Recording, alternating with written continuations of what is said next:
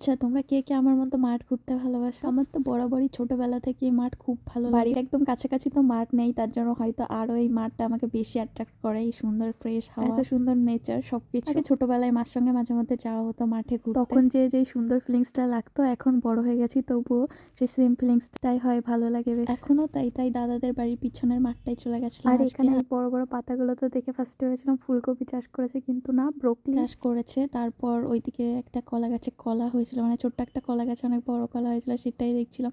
তারপরে এইখান থেকে স্যালো মেশিন দিয়ে যে পরিষ্কার জলগুলো যায়, সেগুলো দেখতে কি দারুণ লাগে। তো সেটা একটু আমরা উপভোগ করছিলাম, এত সুন্দর একটা জিনিস আর কি। আর তারপর আজকে দুপুরে আমাদের ইনভাইট ছিল বৌদিদের বাড়িতে, আমার আর সঙ্গে এই চিলড্রেন পার্টিগুলো ছিল। আমাদের কার্তিক পুজোর খাওয়া দাওয়া, দাদারা পুজোর দিন শুধু এমনি জাস্ট পুজোটা দিয়েছিল, আমাদের খাওয়াতে পারিনি, তো তারই খাওয়া দাওয়া ছিল আজকে।